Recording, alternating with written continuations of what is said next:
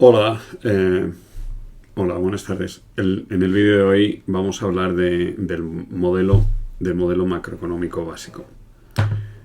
El modelo macroeconómico básico es el esquema que usa la macroeconomía y que usan los macroeconomistas para representarse la economía global, para organizarla, para estructurarla y para poder pensar en ella. El otro día, cuando comentábamos el artículo de Paul Krugman, en el que nos intentaba argumentar que un país no es una empresa, la principal característica que diferencia a los países de las empresas es su tremenda complejidad. Los países, todos ellos, incluso los más pequeños, están habitados por millones de personas, tienen miles o cientos de miles de empresas, tienen administraciones públicas, todas esas personas y todas esas organizaciones toman decisiones y el resultado de todas esas decisiones es la macroeconomía, que probablemente es el sistema más complejo que conocemos. Y lo que va a hacer el modelo macroeconómico básico es intentar reducir y simplificar el mundo real tan tremendamente complejo en el que vivimos para hacerlo manejable, para que lo podamos entender. Para que os hagáis una idea de la complejidad, pues la complejidad del sistema de la economía global empieza porque somos 7.681 millones de personas, según los datos de este reloj de la población que publica y mantiene la Oficina del Censo de Estados Unidos. Obviamente eso no cuenta a las personas, es un modelo que va calculando la natalidad y la mortalidad y en el caso de Estados Unidos los movimientos migratorios, pero más o menos en el mundo somos más de 7.500 millones de personas que estamos tomando continuamente decisiones económicas.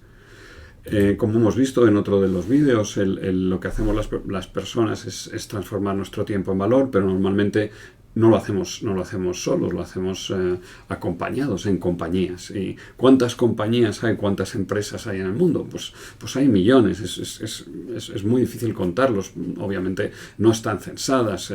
Cuántas empresas individuales hay, cuántas microempresas que tienen entre 1 y 5 trabajadores, empresas de tamaño medio, empresas más grandes, empresas gigantescas, algunas más grandes que muchos países.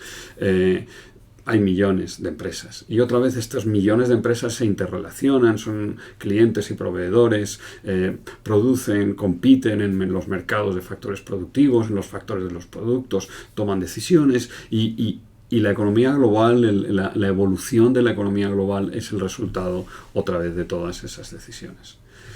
Además de las personas y además de las empresas, pues la humanidad, los humanos vivimos en países, somos ciudadanos, tenemos pasaportes, estamos censados y cada país se caracteriza pues por sus instituciones y esas instituciones son distintas y tenemos muchas veces que relacionarnos con personas o con empresas que viven en otros países sujetos a otras legislaciones. ¿Cuántos países hay? Pues tampoco es fácil de decir. Depende de quién se lo preguntemos. En la ONU sabemos que hay 193 banderas. Si vais en la Tercera Avenida en Manhattan, las podéis contar. Hay 193 banderas. En el Fondo Monetario Internacional, que como sabéis es la principal institución económica que agrupa a casi todos los países del mundo, hay 186 países miembros. En Brasil, en las Olimpiadas de Río, en las últimas Olimpiadas, las de 2016, había 206 delegaciones olímpicas. Y si le preguntamos a los geógrafos, pues nos dicen que hay unos 250 entidades territoriales. Algunas son países reconocidos por los demás y otras no lo son. Digamos que unos 200 países, millones de empresas, 7.500 millones de personas tomando decisiones simultáneamente. ¿Cómo podemos entender un mundo tan complejo? Y la respuesta a esa pregunta pues nos la da el modelo macroeconómico básico, que lo que hace es colapsar toda esa complejidad en este esquema tan sencillo que voy a comentar. El mundo lo vamos a organizar en dos grandes sectores. Vamos a elegir una economía de referencia, que puede ser una región, un grupo de economías o una parte de una economía, un país, un grupo de países, una parte de un país. Y en la economía de referencia lo vamos a llamar el sector interior. Y al resto del mundo lo vamos a agrupar en un único sector que le vamos a llamar el sector exterior. En el sector interior vamos a separar el sector público del sector privado, y en el sector privado vamos a hablar del hogar y la representativo y la empresa representativa, o los hogares y las empresas. Este es el esquema, ¿no? Y la forma de llegar hasta ahí, en la metodología que usa la macroeconomía para llegar hasta aquí consiste en simplificar muchos detalles y consolidar balances y cuentas de resultados. El sector exterior, por ejemplo, es el resultado de consolidar, agregar e integrar todos los países excepto la economía de referencia. El hogar representativo es el resultado de consolidar, de integrar todos los hogares que viven en una economía, residentes en una economía. La empresa representativa es el resultado de integrar a todas las empresas. El sector público integra a todas las administraciones públicas. Y de esta manera, consolidando y simplificando, pues vamos a llegar a construir ese modelo macroeconómico básico. Suponed que empezamos con el mundo tal y como es, con un mundo complejo, formado por unos 200 países. Podríamos representar cada uno de ellos con un dibujito, como el que tenéis en esa transparencia. Algunos de esos países son fácilmente reconocibles. Y ahora, imaginad que cada país pues, se relaciona con otros, con muchos, con todos, de distintas maneras, con asociaciones, a lo mejor forman zonas de libre comercio, uniones económicas, incluso uniones monetarias. A lo mejor simplemente tienen relaciones comerciales. Ese mundo formado por unos 200 países es tremendamente complejo, ¿no? Y entonces el primer paso para ordenar y simplificar este mundo tan complejo es, como os he dicho antes, vamos a pasar de estos 200 países a solo dos sectores. La economía de referencia, que es el sector interior, y la economía y el resto del mundo agrupado en un único sector, el sector exterior.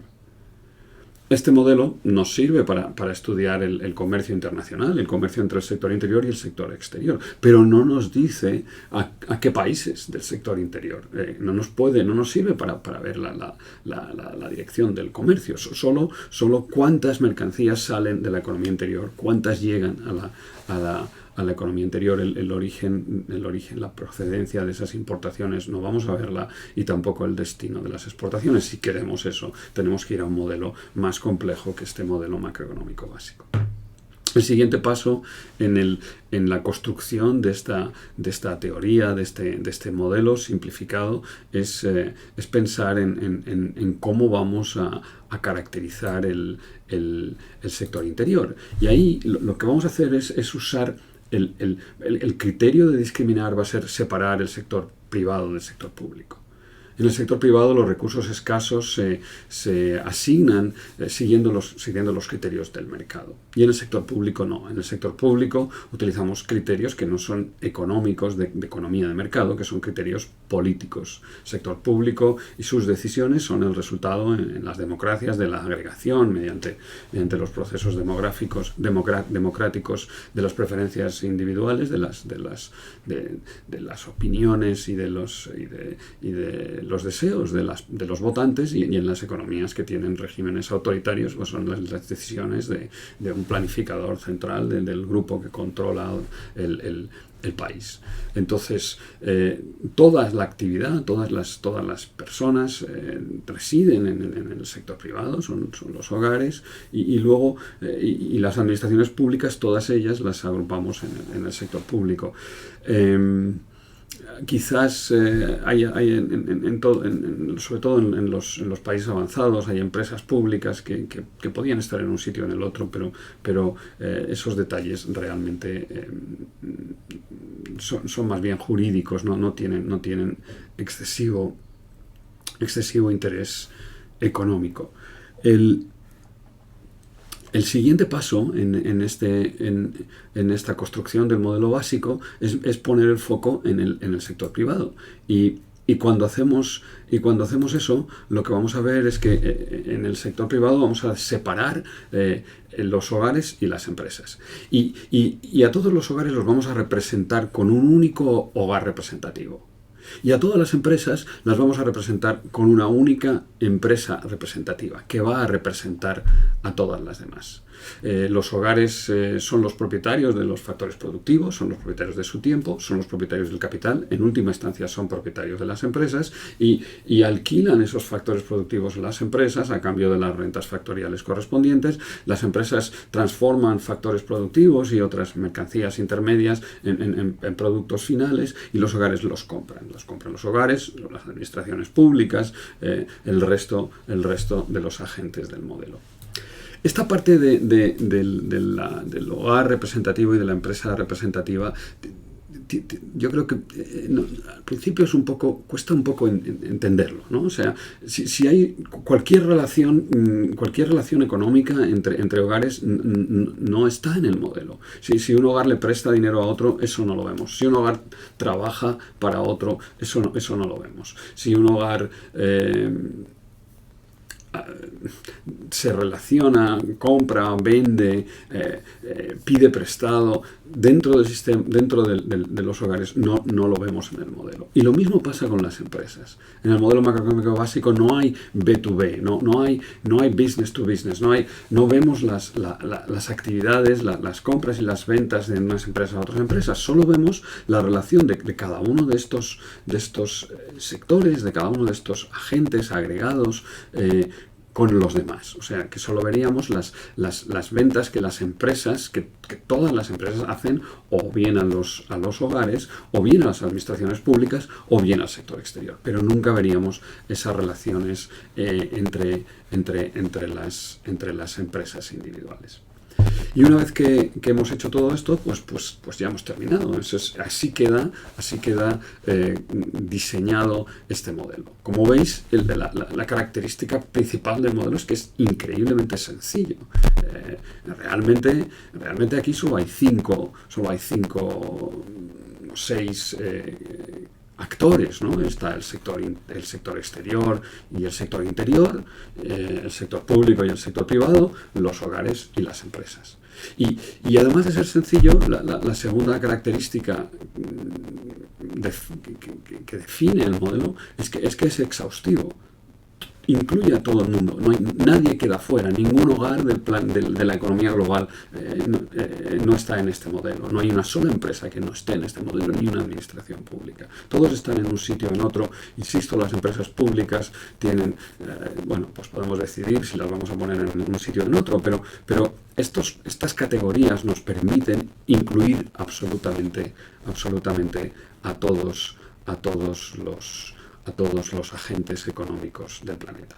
Y nos queda pues estudiar las flechas. Estas flechas que veis en esta transparencia, lo que hacen o para lo que sirven es para representar las relaciones económicas entre unos y otros, y eso es el contenido del resto del curso, ¿no? Eso es lo que vamos a ir viendo en los siguientes vídeos y lo que podéis leer en los capítulos del libro. Después de llegar hasta aquí y una reflexión un poco posterior, pues me di cuenta que quizá este esquema en una economía tan globalizada como la economía en la que vivimos en el siglo XXI, quizás este modelo pone demasiado énfasis en los países, en el sector interior y probablemente sería más interesante o estamos camino de irlo sustituyendo por un modelo todavía más sencillo que sería este, ¿no? Por un esquema en el que realmente el sector interior y el sector exterior se desdibujan y solo tenemos familias, hogares y empresas, hogar representativo, la empresa representativa, familias y empresas y administraciones públicas. Y ya está, y cada uno decide, podemos deslocalizarnos, podemos cambiar de irnos a vivir a otro país y por lo tanto ser ciudadanos de otro territorio, estar sujetos a otras normas, a otros sistemas de incentivos. Podemos deslocalizar nuestra actividad, podemos fraccionar la cadena de valor de nuestras empresas, de nuestros planes de negocios.